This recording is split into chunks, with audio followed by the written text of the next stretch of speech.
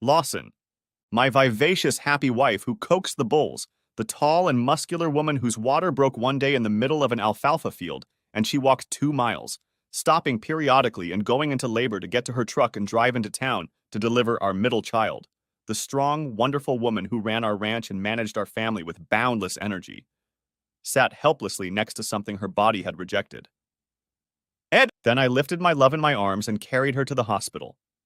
It was a bad day. The months that followed were not much better. And this isn't even my story. This is the story of my friends Noah and Mia. Next chapter? Bets! That was all I had time to say, and she started to cry. Finally, I told her, Bets, do you want to have another baby? She melted. I swear, if a man could melt. 2, she said quietly.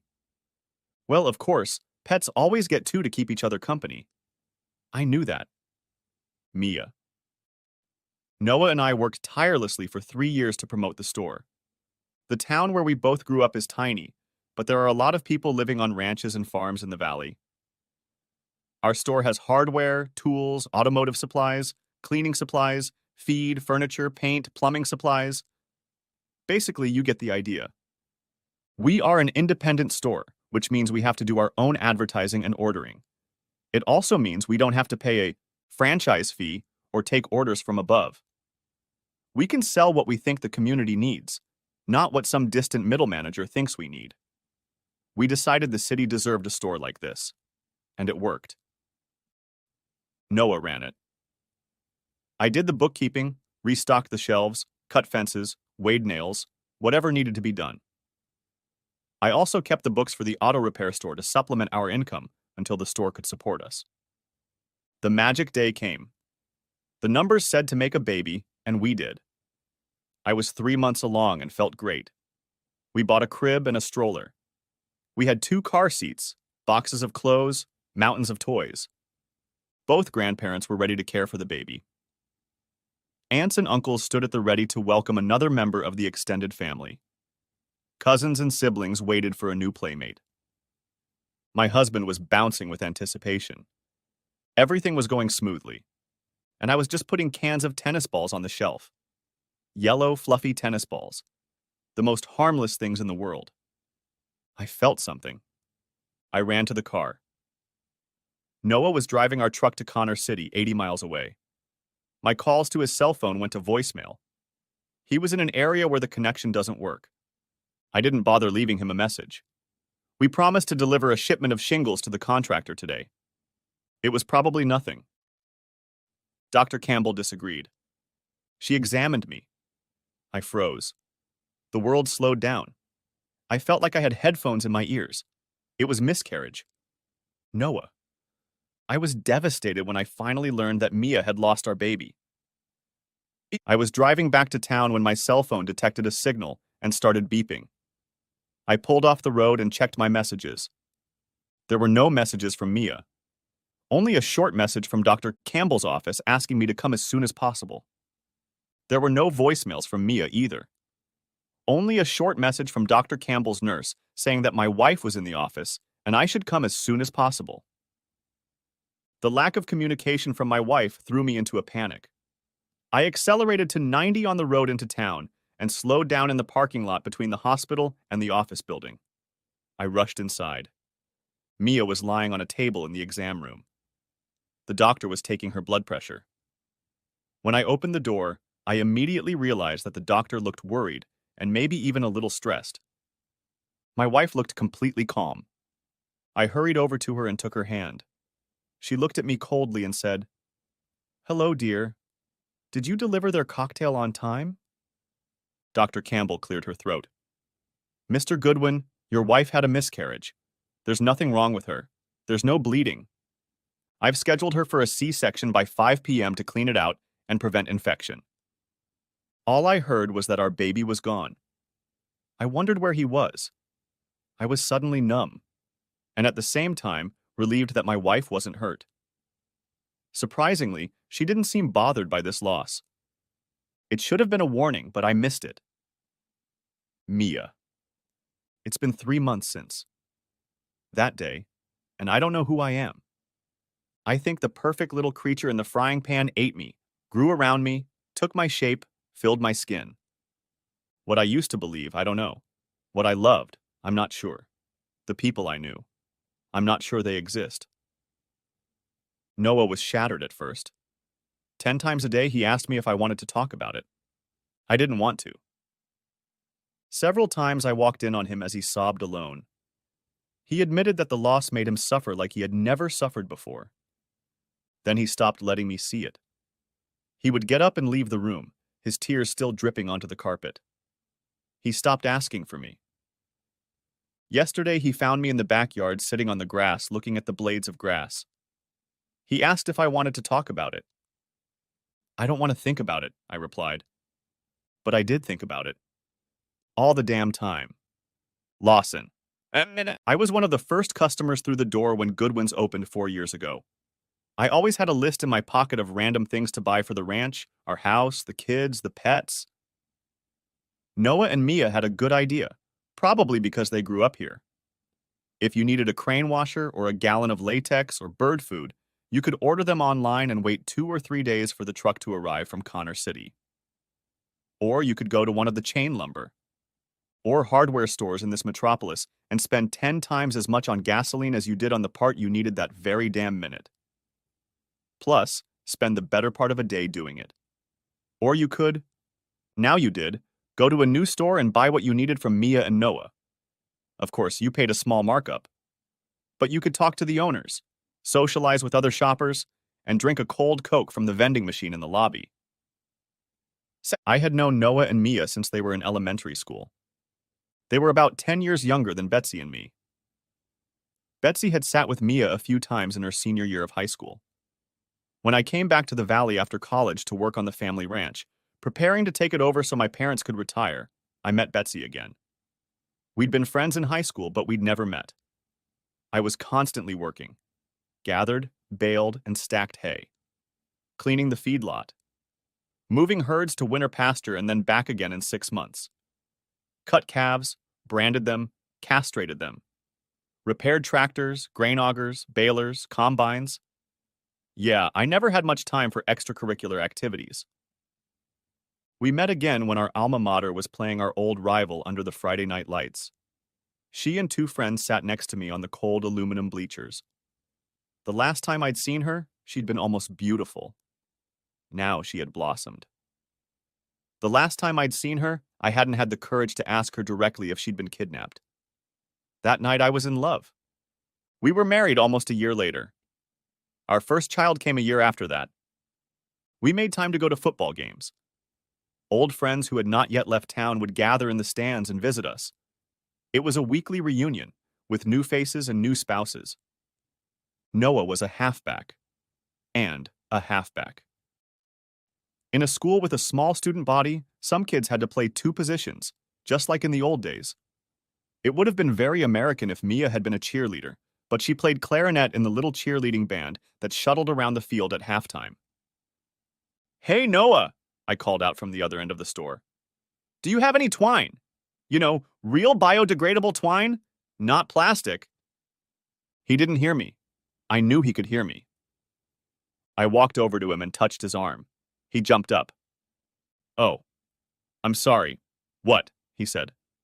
"Twine?" he pointed. "4th aisle, about halfway down." We looked at each other. Since that horrible day in our bathroom, I've been trying to enlighten myself. I have found that support for women who have had a miscarriage is, to this day, inferior to support for women who have lost a baby or babies. And support for men whose women had experienced miscarriage was thin and ragged. Just get over it. Be a man. Betsy. Lo got the message at 3 in the morning. Something had happened at the feedlot. I got up at 4 and made coffee for his return, but he texted me that he wouldn't be home until at least lunchtime. I made sure to get a good coffee maker for the office at the feedlot, so I knew he would get his morning cup.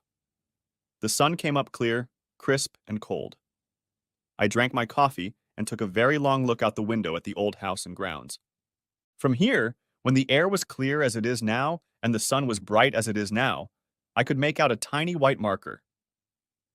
Loa came home looking exhausted, kissed me, and lay down while I started dinner.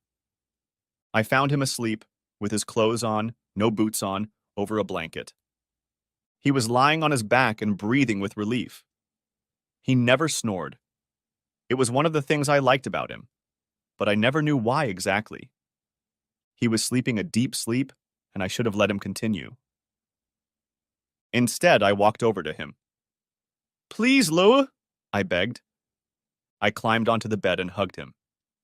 "I love you, Mr. Riley," I whispered. He laughed. "I love you too, Mrs. Riley." He fell asleep and I snuggled against him. That horrible day, they left me overnight to clean me up and make sure the bleeding stopped. They gave me some Jell-O and antibiotics that wrecked my digestive system for a few days. Loa drove me home. He stopped the truck next to what he called the old house, the first structure his great-grandparents built when they developed the ranch. It was a tiny one-bedroom house, long dilapidated, that we used for a guest house and general storage. We kept it because of sentimental value, and for a burial ground. We called it the grounds. A dozen Rileys rested here. The dates on the stones told their stories. Riley died in the prime of life. Riley lived to a ripe old age.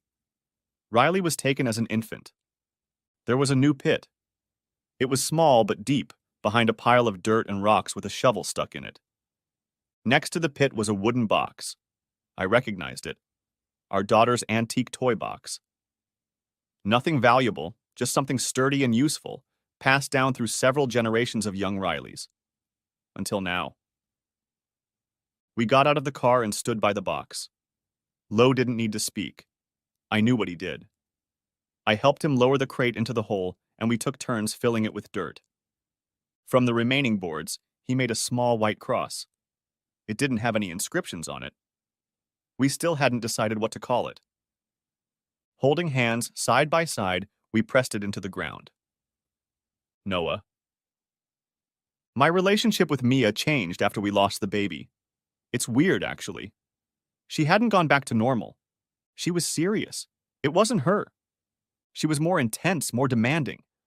I wanted my Mia back. Dr. Susan Campbell. On Monday, I examined Mia Goodwin. It had been 6 months since her miscarriage. Since then, I have scheduled her for a checkup every 2 months to monitor her health. Her anxiety level had not diminished over time. She sat on the exam table and tried to make small talk about their store, the weather, the traffic on Main Street. I noticed her hands were shaking. In the exam room, I pulled up her lab results. Calcium is a little low. Continue to take supplements. Also take vitamin D. I didn't test him today, but it never hurts to keep his levels normal. We'll test for it next time. Oh, and congratulations. She looked at me without any emotion. I was alarmed. You're pregnant, I said. I expected tears of happiness, or tears of laughter. I was expecting something. She just said, okay, and got dressed and left. Betsy. About once a week, I called Mia. We had our own little support group. 2 women who had come to grief. I always showed up with a bottle of wine and some kind of pastry. I'd tell her I was lonely. Maybe I was, even with 3 teenagers and a couple thousand head of cattle. I worried about her. Mia was one of those beacon people, always shining her smile like a beacon. She would guide her friends to her, no matter what the weather was like. These days, she was as sober as a judge. You'd never know she had teeth. Speaking of sober, we always finish the bottle. She's bigger than I am, and because of the difference in body weight, she was more tipsy at the end of our sessions. Today I talked about the quilt I was going to make. Of course, first I'd have to learn how to quilt, buy all the materials, whatever they are, and... Mia touched the wine bottle, stroking it with her fingertips and moving her lips as she read the text. It was as if she'd found something long lost. I took a glass from her sideboard. How much? I asked. She shook her head slightly. Probably not worth it. Her eyes said she should. She wanted to. Finally, she sighed, as if frustrated. I'm pregnant. I put down my glass and hugged her. Oh, Mia, that's wonderful. Noah must be over the moon. She was still in my arms. He doesn't know. I shuddered. Anxiety instantly turned to fear. Lawson. I had to wait until after dinner to leave her alone again. Once the kids went to their rooms to finish their homework, I grabbed a beer and sat at the table with Betsy across from me. He doesn't know? She shook her head. That's what she said as of today anyway. I must have had a transparent look on my face.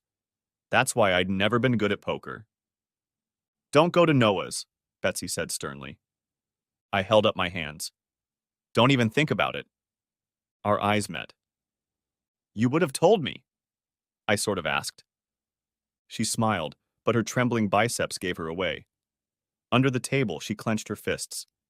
Mia, maybe I'll stop by Connor City. There are 2 tattoo parlors there. I'll get a skull and wings, and then I'll put horns on it, and tribal sleeves. They say you can't get tattoos when you're pregnant, but I think I'm going to get one. Noah watches me. I catch him a lot.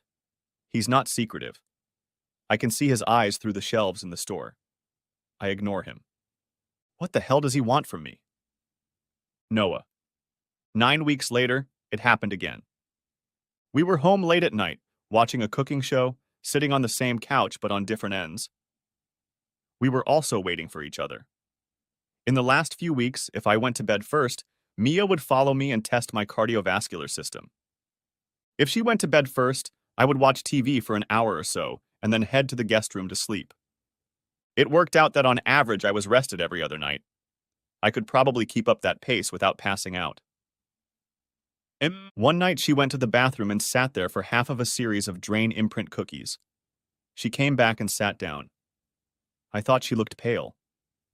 I turned on the lamp. She was definitely pale. I didn't bother to ask why. I knew she wouldn't answer me directly. When that truth hit me, I wanted to cry. I did cry when I went to the bathroom and found traces of blood on the floor and toilet seat, smeared when she cleaned them up with a towel I found in the laundry basket. I stepped out and stood between her and the cooking show. The judges were scoring and Mia was clearly angry that I was blocking her view. She looked at me and shrugged. Lost it. I sighed. What? Blushed. Betsy. This was a first. I got a call from Dr. Campbell's office asking me to come in. The manager of the doctor's office heard the surprise bordering on panic in my voice and quickly assured me that everything was fine. The doctor just wanted to visit me. Visit? I was only partially reassured. I'd never been to a doctor's appointment before. Dr. Campbell took me to her office, not the exam room. I hoped it was good news. Unless I had an inoperable tumor. Oh no. Did I really have an inoperable tumor? I sat up, wildly and frighteningly unsettled. Betsy, I need to talk about some personal things. About our friend, Mia Goodwin. I recoiled, remembering that the doctor referred to Mia as his friend, not his patient, and called me by my first name, something she'd never done before. Doctor? She raised her hand. Please call me Susan. Okay, I said warily. Doc, okay, Susan. She clasped her hands together. That's delicate. I'm violating patient confidentiality, but I'm very concerned about Mia. Can we keep this conversation between us? Of course. I know you and Mia are close. You must have noticed how she's changed lately. Yes, lost 2 babies. Susan nodded and looked at me. Lost 1 baby. Had I changed? Could she notice it? She must see me blush. The hospital in Connor City runs rural outreach programs in many areas. They're going to send us a psychotherapy nurse every other Wednesday to do group and individual sessions on topics like smoking cessation, weight loss, and coping with the loss of a child. The doctor double-tapped me. Sounds not bad, I agreed. I mentioned it to Mia the last time she visited us, but she wasn't interested. She said she was fine, that she didn't need anyone to tell her she wasn't. You want me to talk her into going? Susan smiled a sly smile, The kind of smile you never want to see from your family doctor. Not really. Lawson. I knew he'd be at work. Sure enough, he was mixing gallons of paint for my friend. We talked about beef prices on the hoof and at the butcher shop until his purchase was finalized and he left. I nodded to Noah. She's gone. Or, they left. He glanced at the big clock and sat down on the metal half bench next to the paint mixing machine. Please tell Betsy how grateful I am to you, Lawson. I will. Betsy came home from her appointment with Dr. Campbell and told me about their scheme. It was actually the doctor's own, but my wife immediately agreed. Mia wouldn't go to therapy to save herself, but she might go to save her friend. Betsy visited Mia and told her about the nurse. Mia replied that she had heard about it, and it was none of her business. Mia, Betsy said, you're strong. You don't need help. I do. Here she began to cry, and though it was all an act, and a pretty good one at that, the tears were real. I'm letting Lou down. If this keeps up, he's going to leave me. I know it. Mia's eyes widened. But he loves you. That's not enough, Betsy sobbed.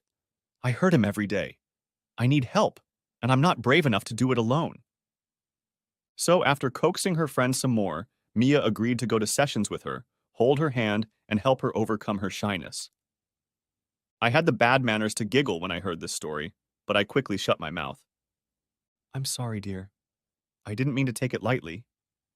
But I had to smile. I moved over to her and hugged her. It's just that you're the bravest and toughest woman I've ever met. It's Mia who has to be the timid one. Betsy nodded, pressing herself against my shoulder. I used to think so. And now, it's like she's a different person. Every time I see her, she becomes someone else. And some of them, she added quietly, I don't really like. Mia. Well, that was a blow to the head. The nurse is a guy. John, I don't remember the last name. It's on the sheet he handed over. He's just a handsome guy. Dark wavy hair, big sensual lips, broad shoulders, eyes as black as night. When he looks at me, I get goosebumps. It's my kind of therapy. We sit in a circle. Me, Betsy, Mary Jane Walker, Jennifer Gomez. Mary Jane's son drowned in the pool last year. He hadn't learned to swim or even swim and was left in the backyard alone. 4 years old. Jennifer's daughter died of an aggressive cancer. Her husband left the next day. God, what a bunch of crybabies. I noticed the way they looked at me when I had to tell my story, which I did when it was my turn, even though I was only there to support Betsy. I told them it was no big deal. It's life. Perhaps it was an insensitive statement, though in retrospect I found it funny. They all wept except John. He understands. Noah.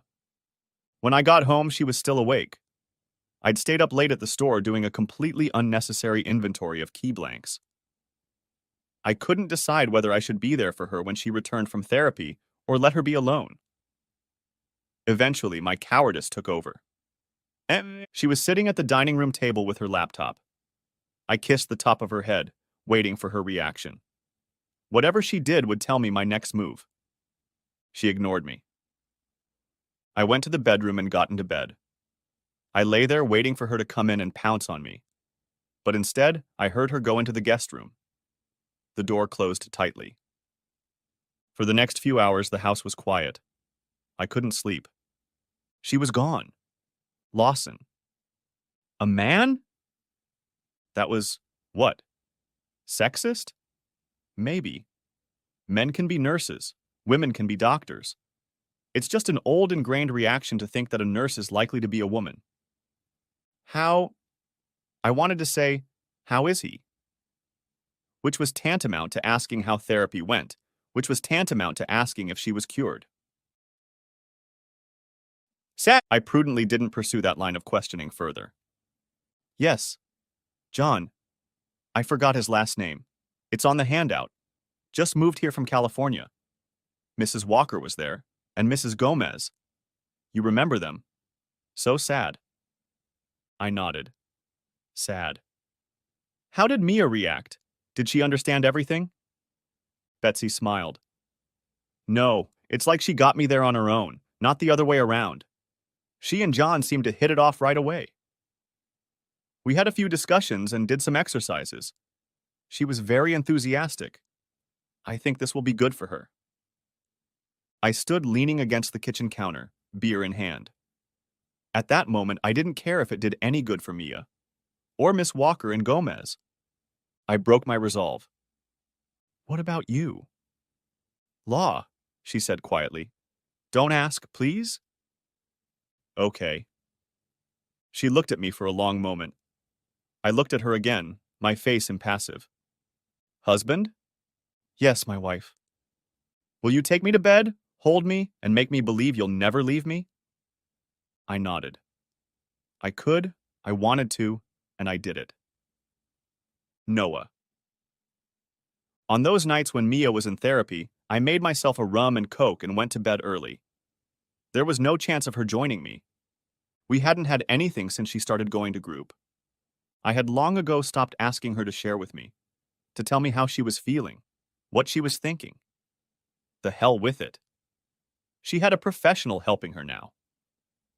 And I was on the sidelines, an amateur, a pickup artist who just happened to love her. Not only did she not share with me, but she barely spoke to me. At home, just grunts. At the store, she talked to customers and other employees, but never said a word to me directly. To hell with it. That night, I drank 2 rum and cokes like a savage and fell asleep easily. The front door slammed. I woke up and looked at the clock. 3:15 in the morning? I walked into the front room and found Mia there, swaying and clearly drunk. Where have you been? Said I. I should have yelled, but I suddenly felt the time for such emotions had come and gone. She smiled at me. It was a smirk, really. It was a smirk that said you no longer mattered to me. Then she walked away.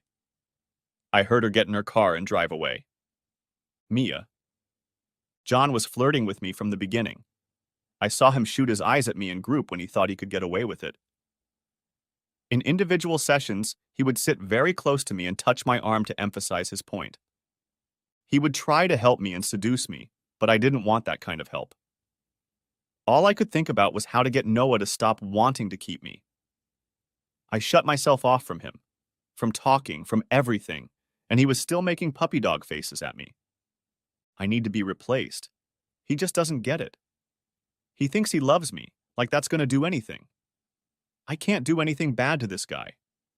I have to do something unforgivable. Next chapter. John thought he convinced me to get in his car and drive to a small motel outside of town. Actually, I was the one who convinced him. He was so ready to admit his mastery of seduction that he didn't notice my part. He practically dragged me into the room, and in a moment of, "You bastard! It's all your fault!" screamed I as he tried to pull away from me. "Screw you! Screw you!" I yelled. "You crazy bitch!" he yelled. I grabbed my clothes and ran out the door. You crazy bitch! He really did have a limited vocabulary for a therapist. I started laughing. I couldn't contain my laughter and started laughing so hard I was sobbing. The examiner called me crazy. It was official. Mia. After walking from the motel to the hospital parking lot, I was finally back in the place I still called home. A few cars drove by and honked, recognizing me. And there was a lot of irony in that because I didn't recognize myself. I made it to the house and waited for Noah to come out. Reliable old Noah asked where I'd been. Asked as if he really cared. You should have seen the look on his face when I told him his little wifey had been outside having fun. That should have done it for us. I left that house for good and went to live with my sister, Betsy. I stood there with my mouth open like an idiot. What? I could see that Noah was uncomfortable remembering and repeating her words, and I felt like a horrible person for asking him. But I couldn't believe what he'd just said. Damn! Because you don't take a hint! That's exactly what she said. I still couldn't believe it. My quiet girlfriend Mia, the only truly innocent and good woman I'd ever known, This one? Where did she go? He made a motion with his head. To her sisters. June sent me a message that Mia is with her and safe. He sighed. I haven't heard a word from Mia. You should go and talk to her, Noah, I said. I think she's said all she has to say. His face wrinkled with despair. She hates me, Betsy. She hates me. Why else would she do this to me? I went over to him and put my arms around him, and he sobbed like a little baby. I stroked his back and wondered if love had ever cried like that for me. And who would come to hold him? Lawson. To hell with Einstein. Time runs the same whether you're happy or sad. It can't be stopped or slowed down. And no matter how much you scream and cry, you can't make it go backwards if you screw up. It's been a month since Betsy started home therapy. She goes to group sessions every week, even though Mia has opted out. Mia lives at her sister's house. Her sister June is single and single-handedly raising 2 teenagers. It's none of my business, but June has always struck me as a balanced person, not inclined to push good men away. On the other hand, she moved here after living in Arizona, where she married and divorced, so I never knew her husband. Maybe he wasn't a good man. I hope June can provide stability for Mia. She doesn't seem to be able to find it anywhere else. Noah is working at the store as usual. I've noticed he's there every minute any day they're open. Mia stopped working there. I guess that means they don't see each other and hardly talk. Not talking is not a good thing. Betsy. Mia isn't answering my calls or texts. I don't know if that means she's hiding from the world or just me. Maybe I'm reminding her about therapy, which reminds her of what happened to her, that she needs therapy. Speaking of which, she really needs it and isn't getting it. I can't help but feel partly responsible for that. My personal therapy sessions in the bedroom continue. Noah. She doesn't show up for work. I think I knew she wouldn't come. It's not that she's not getting paid, after all. I just want her to talk to me. To say that it's over between us. End it. If that's what she wants. Just put me out of my misery. Old horses are put to sleep when they can't handle the pain. I don't know if horses feel that kind of pain. I hope not. My days are shit. I wake up and expect her to be right next to me. Walking into the office at work, I expect her to be sitting at our desk. All day long, I walk around expecting to see her, hear her voice, feel her hand on my arm. Today became especially dark about an hour ago. I can't see anything in front of me.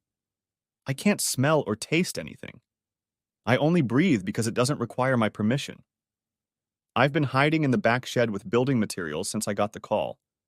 I didn't recognize the number or the voice. Noah, she said. This is Dr. Campbell. Are you alone? I shuddered. I felt my spinal column clench. Not exactly. Why? Get some privacy somewhere, and don't call me by my name until you do. I got a bad feeling. I walked out the back door. Okay. I could sense her apprehension. We never had this conversation, she said. Do you understand? Why? I practically screamed into the phone. Is it Mia? What's wrong? Do you understand? I could lose my license over this. I need you to promise me you won't tell anyone about our conversation. A chill hit me. I collapsed onto a stack of cinder blocks. Okay, I promise. She paused, as if mulling it all over. Noah, Mia's scheduled herself for tubal ligation surgery. I know what it is, I said frantically. You can't do that. I had nothing to do with it, Noah. Believe me. She'll be seeing a surgeon in Connor City in 2 weeks. I only found out about it because they requested her medical records. She's never spoken to me. I couldn't form words. I made some sounds that sounded like words, but they weren't words. After a while, Dr. Campbell said, I got her notes from the therapy sessions. Again, please don't ever tell anyone that I told you this. I made an affirmative sound. Mia suffers from post-traumatic stress disorder. As we know, she is going through personality changes. Many women who have miscarriages suffer from this. In Mia's case, it's especially severe. You have to stop her. There's nothing I can do, Noah. It's up to you. Noah. I was hyperventilating. I was dizzy. At the office, I typed PTSD and miscarriage into a search engine. The results were like an account of my life with Mia lately.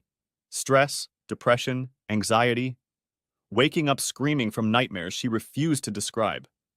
Now I knew. Guilt swept over me like a gust of wind.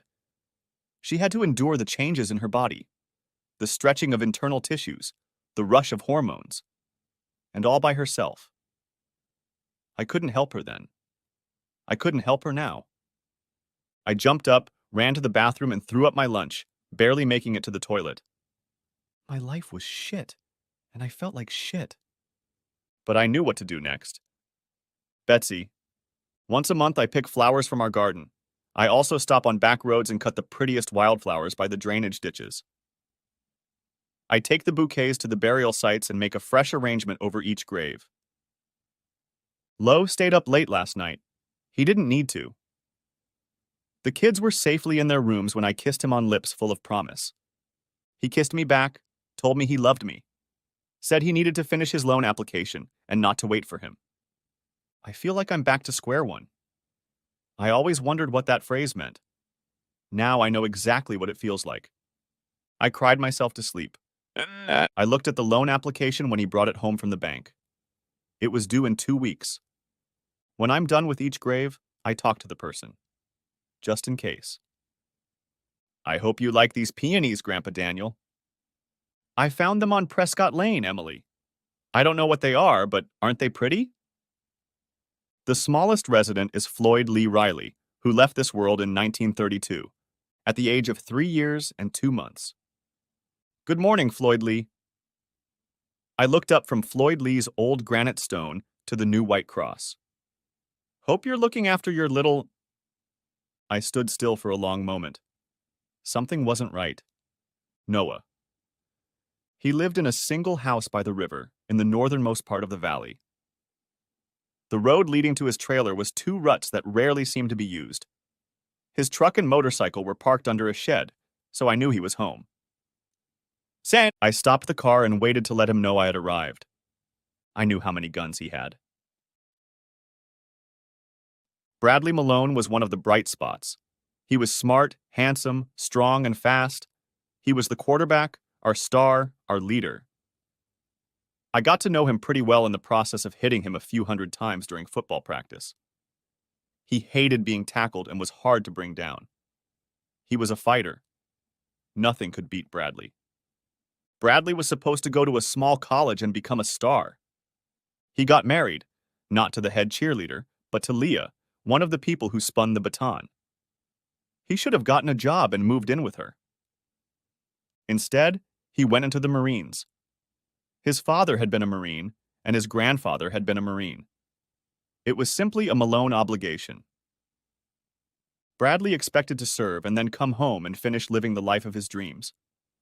But that didn't happen. Things went wrong in the desert. He came back safe and sound, no visible wounds.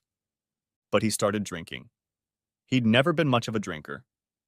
At the illegal parties after our games, he'd have 2 beers at most. He started fighting.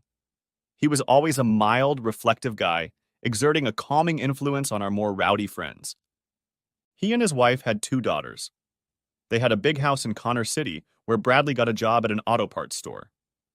One day he left them and moved back to the valley, into this old, dilapidated trailer. He told me about it one day right after he arrived. He had ordered some sheets of corrugated tin. I saw his name on the screen and went to get them myself.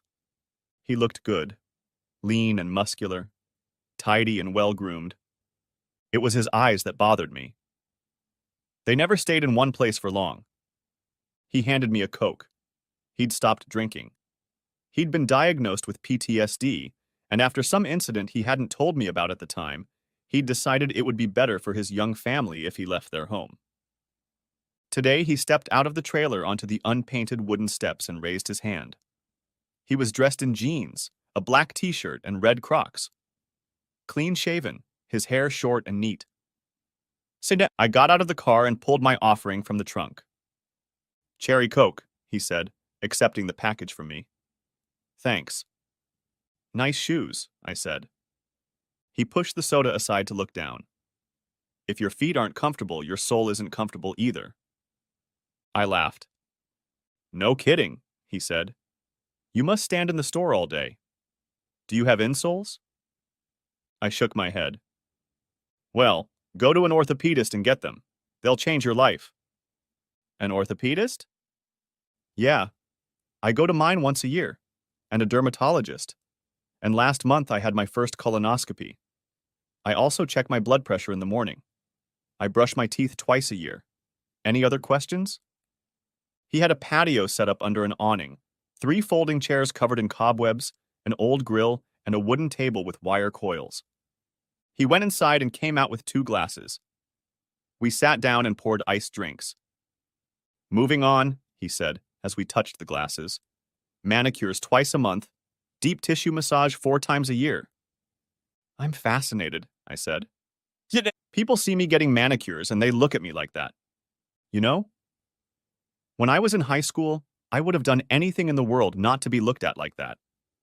When I was in the Marines, we busted our asses keeping you macho, so no one would ever dare look at you like that. Now I don't care what anybody else thinks. I'm doing what's best for me. I didn't bother asking the next question. He sighed and answered anyway. I'm doing fine. One of the reasons I try to take care of my body is I feel like it's the only thing I can control.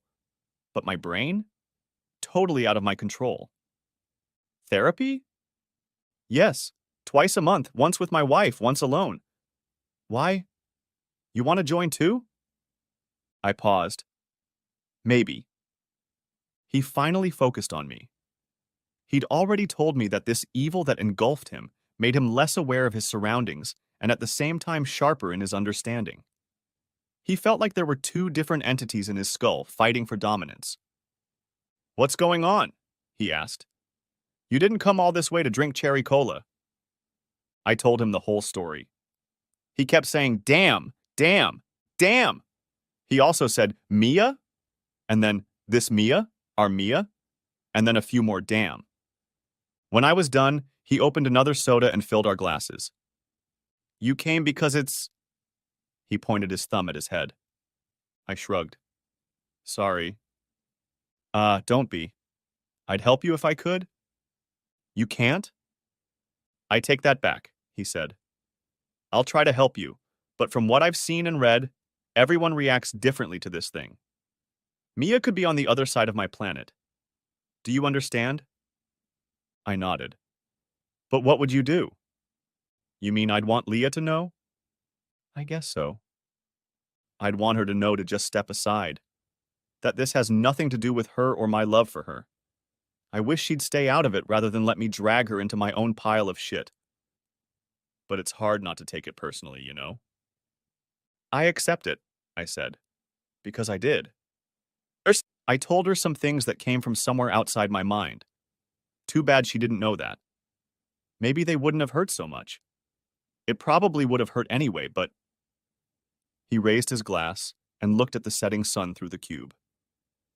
Last time I was home, I woke up in the middle of the night with my hands on her throat. The crickets in the sage started their nightly chorus, shrill and furious.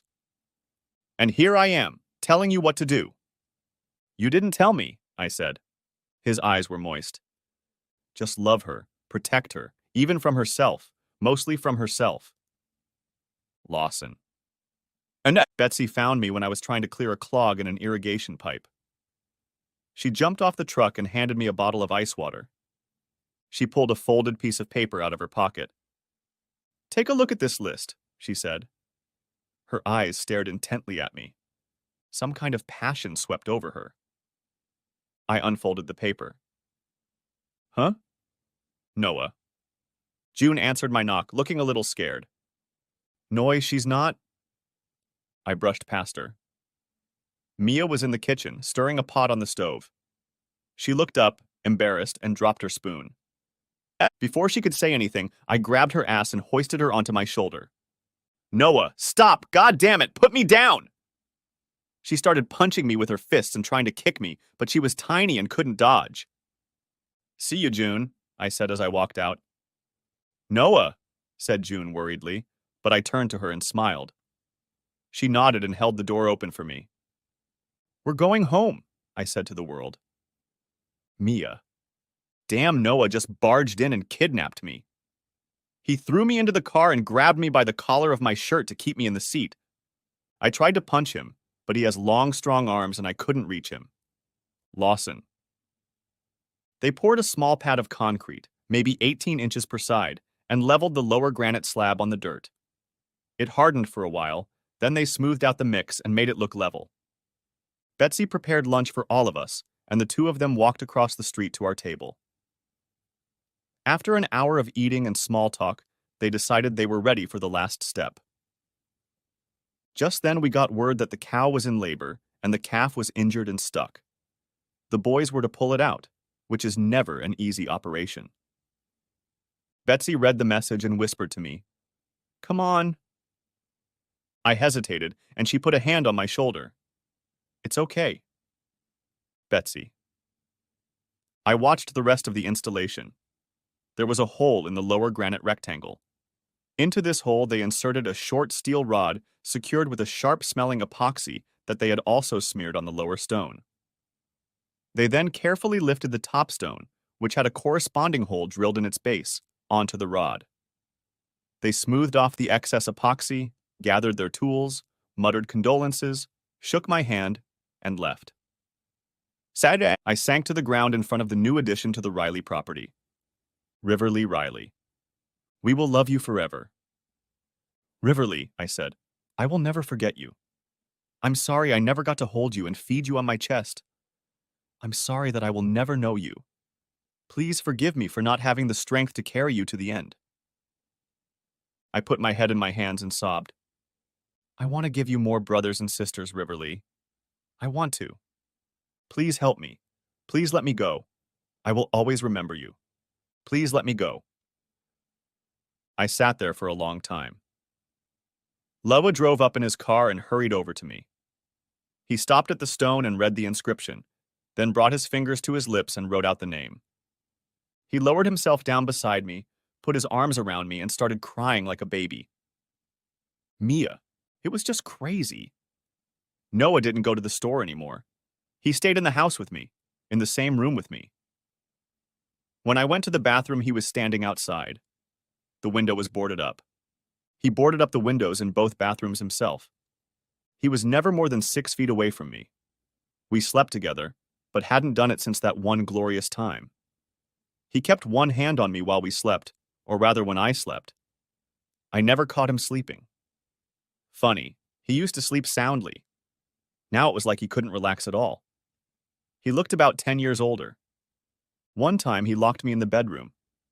He put in a new bolt that only opened from the outside. Then he screwed plywood to both windows from the outside. I had to turn on the light, and I realized that this was the day I had an appointment in Connor City. I guess I still wanted to go, but I couldn't. I turned off the light and stretched out on the bed watching TV. Was it love? Noah. The mania came and went. Her depression would deepen and then disappear. I had to fight her off, all the while remembering what Bradley had told me. It wasn't personal. When she hated, it wasn't directed at me. When she withdrew into herself and sat silently rocking for hours, it had nothing to do with me. When she wanted to have fun, unfortunately, it wasn't me she wanted to have fun with. Not me, anyway. The latter was the hardest thing not to take personally. I called the therapist Bradley had been seeing and begged to see her. Mia. I'm not going to voluntarily see another damn therapist while I'm alive, and Noah had to drag me to the car. I yelled at him all the way to Connor City.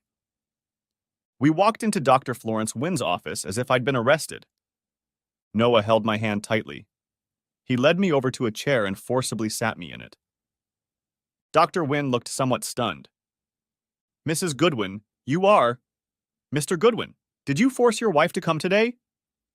You bet I did. Noah replied angrily. Mrs. Goodwin, I'm legally obligated to ask about it. Do you want me to call the authorities?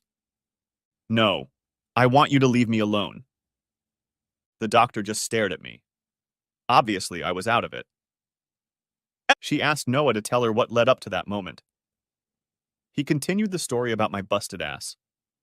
Mia, she asked suddenly, what do you want to get out of our sessions? Oh, are we on a first-name basis now? I got even more pissed off. I want to get rid of him, I said, pointing at Noah. He looked like I'd kicked him in the balls. Why? She asked. I looked her straight in the eye, ignoring him. He wants a big family, and I can never do that. I want him to give up on me and let me go so he can have what he wants. There was silence in the room for a while. Noah stared into the void. Noah, she said. He cleared his throat, his eyes glittering. I want the old Mia back, the one I married. She made a mental note. Have you had anything since the day you brought her home? I chuckled and she glared at me. Brought her home? Damn, she'd tied me up. Kidnapped me while I was making risotto. No. Why not? She pressed. You did the manly thing and reclaimed her by force. Why not continue to reclaim your territory? I realized from the look on Noah's face that she'd hit his battleship. Because when I look at her, all I can think about is the other guy inside her. Dr. Wynne didn't back down. She never told you who her affair partner was. Doesn't the anonymity make it easier for you two to shed that image? I loved her description. An agonizing 10 minutes with this horrible creep was an affair. It sounded almost classy. Hell no, Noah was on the verge of screaming. She broke our vows.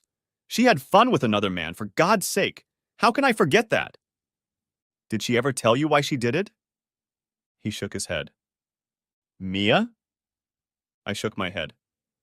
We already know why, don't we? She said. I leaned forward, unwillingly myself. Noah's eyes widened, and he looked at the doctor. She just told us. Mia has been having fun with another man in an attempt to destroy your love for her. She has already admitted that. She wants you to leave her, but believes you will never do so unless you have a good reason. Her cheating should have been that good reason, but you didn't cooperate. You can say that again.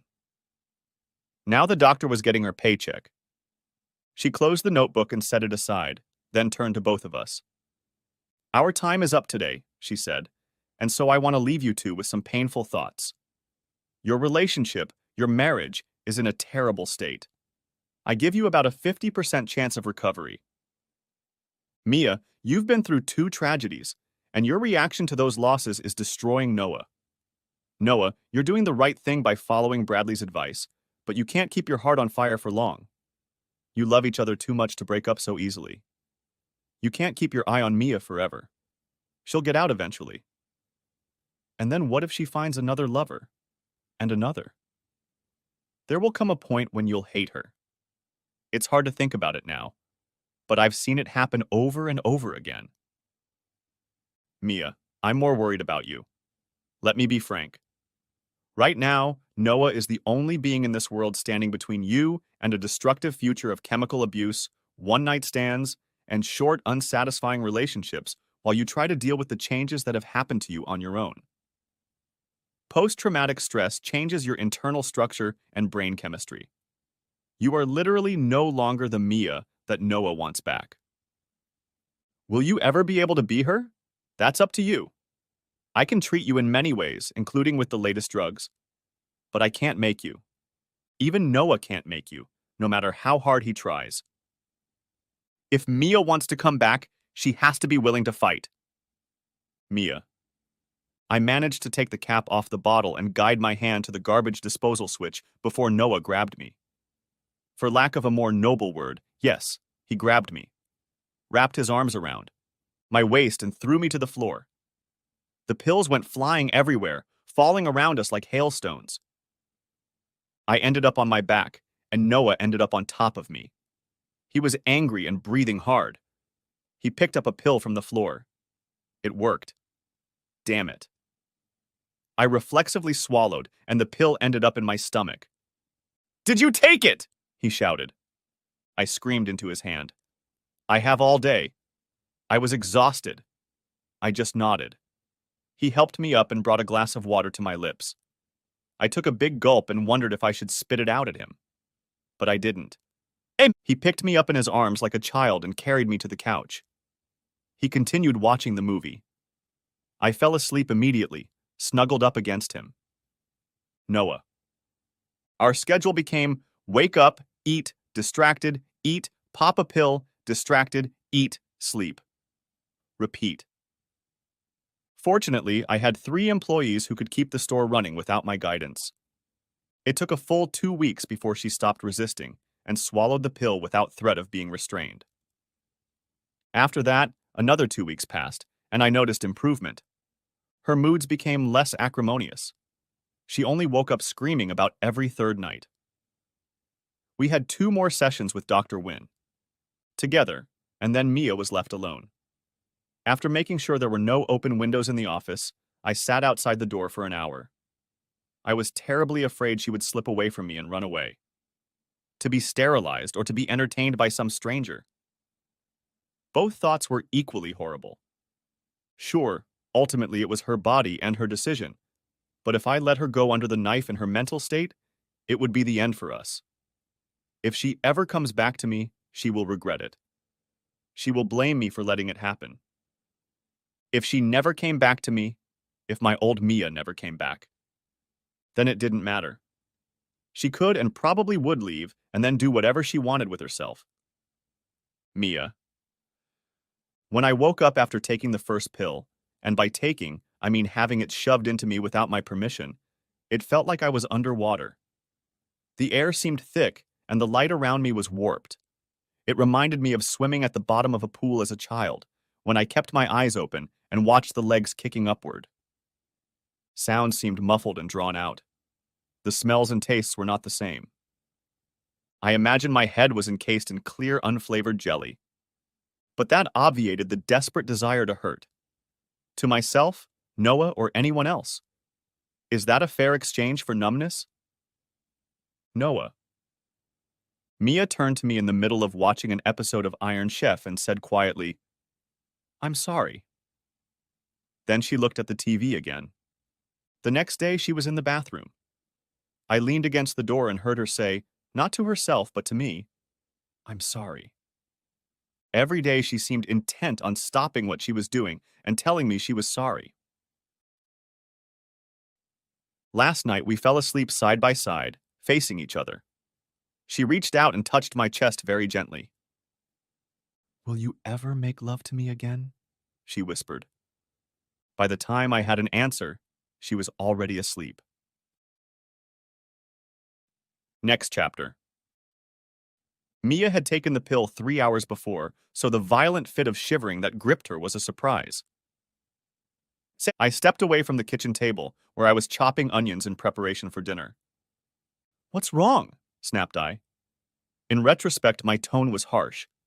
Something was wrong, and I was sure I looked like I didn't care. She stared at me. "You're not letting me go, damn it. But you're not taking me back either. I'm ready to fight for us, but you won't let me." "I'm sorry, Noah. I'm tired of asking for forgiveness over and over again. When will it ever be enough? When will it ever be enough?" I looked away. "It won't, will it?" she shouted. "I'll never be sorry enough, and you'll never let me go." She grabbed the pill bottle and threw it at my chest. It hurt. She started screaming. "Sorry is just words and words. Or crap, right? I could say sorry 1,000,000 times, and it would still be shit." The kitchen suddenly became very quiet. Her voice became normal. It was calm, too calm. "I'm sorry." Her left hand rested on the cutting board, fingers spread apart. "I'm sorry." She repeated it not as a real statement, but more like a magical incantation. She opened a drawer and pulled out a cleaver. "I'm sorry." She raised the blade above her head and brought it down sharply on her hand. "Mia, I thought it would hurt. It really didn't." And at Noah, who stood frozen and amazed. Hell, I was stunned. Noah. I could have grabbed her hand, but it was too fast, too sudden. I yelled for her to hold onto the towel with my other hand, picked her up, and rushed to the car. Mia. The doctor and nurse were very excited about our arrival. They took the towel and held my hand so tightly it hurt. I thought it was strange that it was only now starting to hurt. They gave me a shot of some kind of anesthetic, and that's when it really started to hurt. It seemed counterintuitive, but I didn't think about it at the time. I put my head down and watched the world spin. The doctor asked where the missing piece was. Noah made a hilariously amazed face and rushed back out the door. Finally, I could get away from him. But the intriguing part of my brain was now painted over with this sedative as well. Most of my brain just didn't care. I closed my eyes. Betsy. I walked to therapy down the hallway leading from the parking lot and past the entrance to the emergency room. I looked into the emergency room and saw Mia on a gurney. Her left arm was a bulb of white gauze and blue tape that was horribly crimson. I gasped and ran inside. Noah was standing by the gurney, holding Mia's right arm. Someone had put an IV in her arm, and a blood oxygen monitor was attached to one of her fingers. Noah held her hand awkwardly, carefully, avoiding the monitor. "What's wrong?" I asked, out of breath. Noah looked up at me. "She cut off her finger." "Oh. What happened?"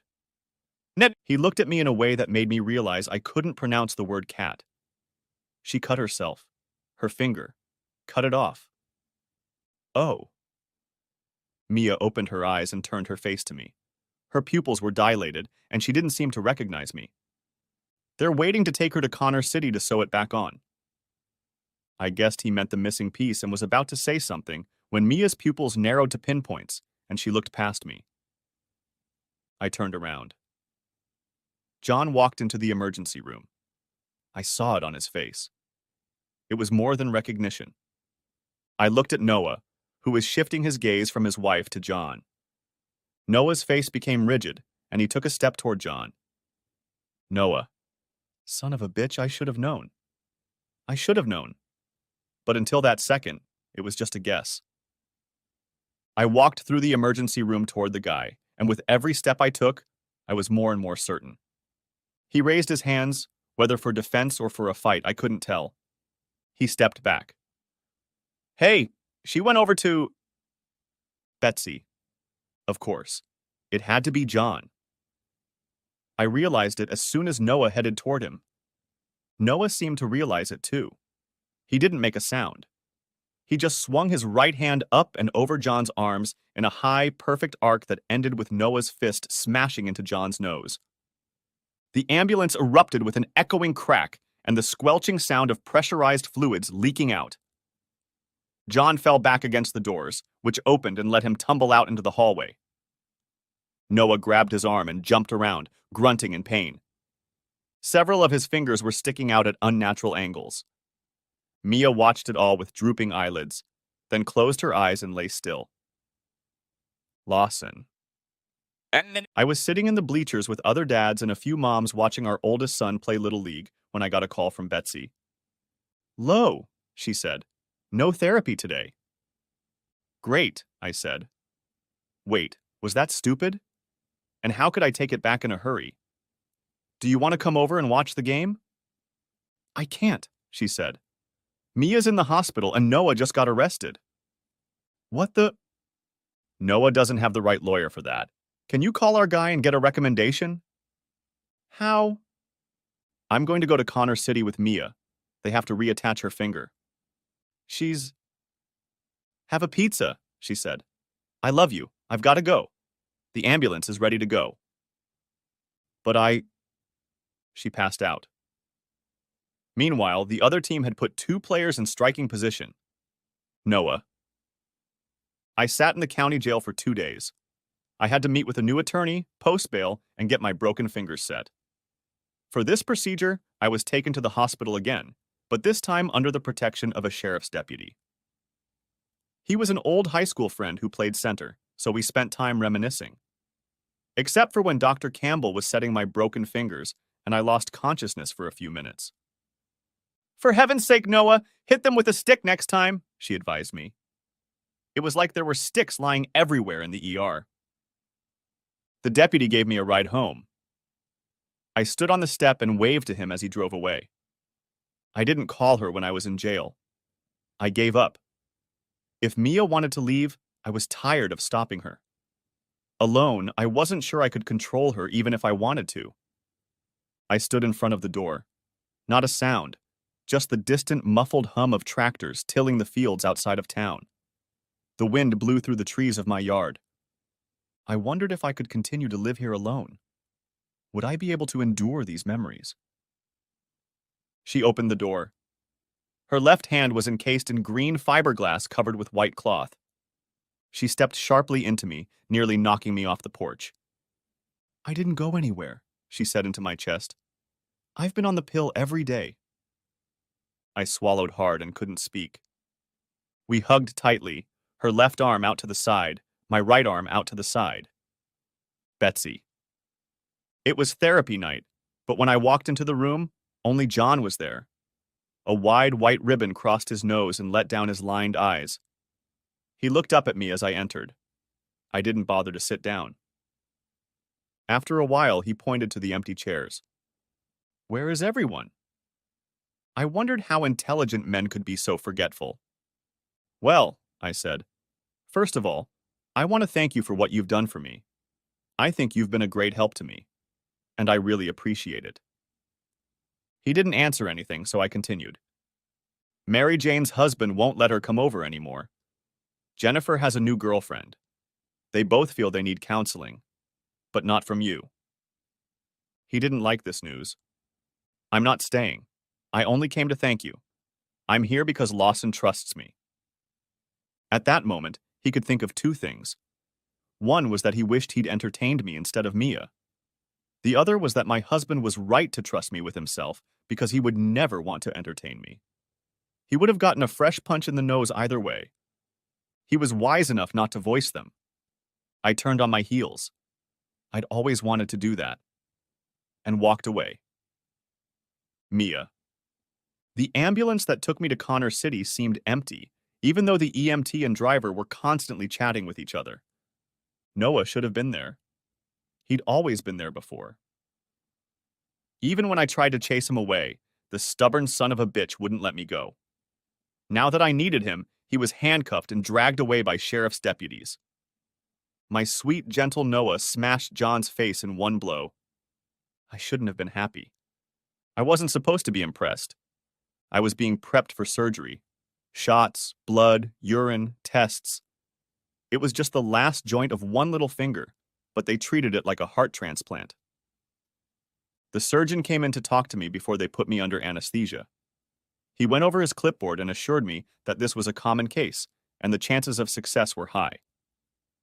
At the end, he turned the top page. Congratulations, by the way. A scary thought flashed through my mind. He looked at me questioningly. You didn't know you were pregnant? I don't know what he expected, but I know for sure he didn't expect me to grab his coat with my free hand, behind which IV tubes and monitor wires were frantically wriggling, and ask in a panic, "How far along are you?" He was taken aback, but like a professional, he took another look at the chart. About 4 weeks. He didn't ask why. Professional. I collapsed back onto the bed and cried with relief, joy, and horror. Mia. I had lost it. A fingertip. They had high hopes for me, but eventually it turned dark purple-black, and they removed it permanently.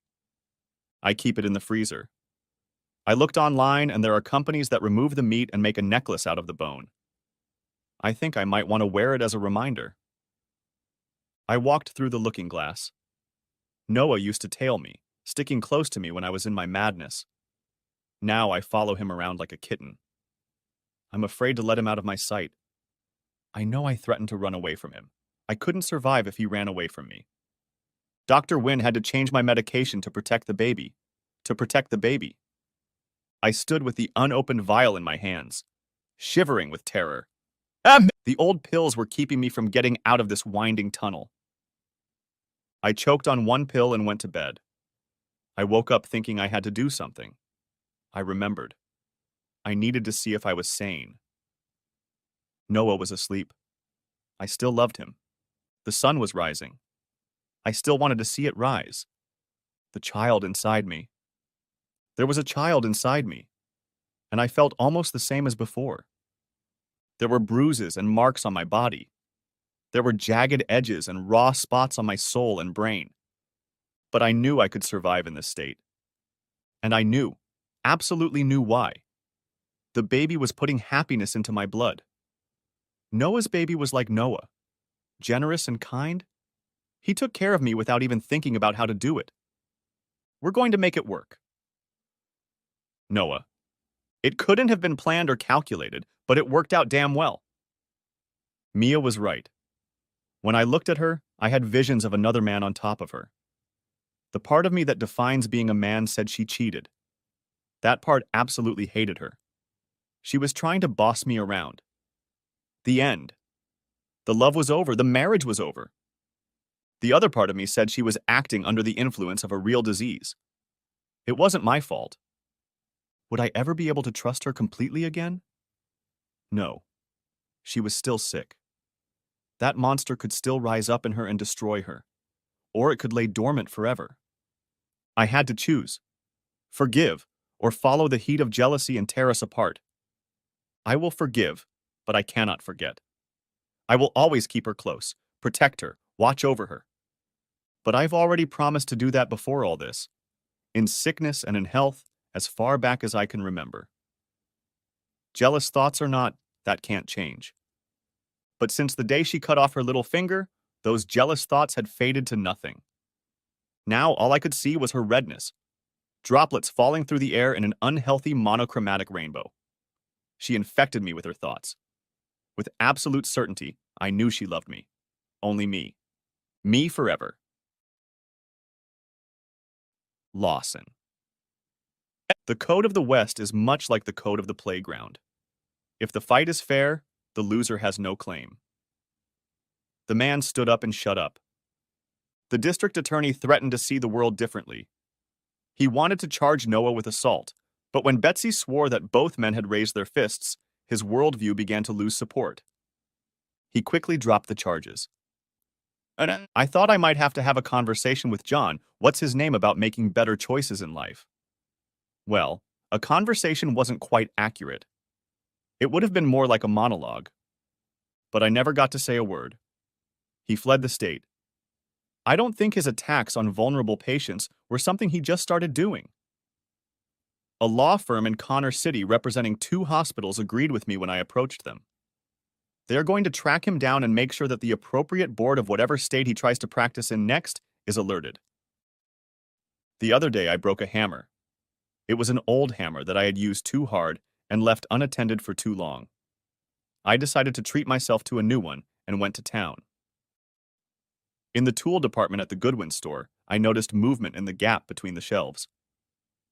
Noah was kissing Mia, and Mia was very clearly showing it. I coughed politely. They pulled away from each other and smiled at me. Then they smiled at each other. I told you I've been researching a few things, and one of the interesting facts I've come across is that the chances of a successful live birth after 2 miscarriages are very high. But after 1, even if the mother is in her 40s? Okay, a little over. Don't tell my wife I said that. But the odds are still stacked against us. And we play the odds almost every night. I have high hopes. Like I said, what's broken can't be made new. We just tie up the broken ends and hope for the best. Mia. Every night I touch my belly and say, I love you, baby. Thank you for staying inside me one more day. Please stay one more night. Then I go to bed with Noah. Then I get out of bed and try to keep myself alive for my husband, for my baby, and for myself. The end. Thanks for watching. I hope you enjoyed it, so subscribe to my channel and watch the next video.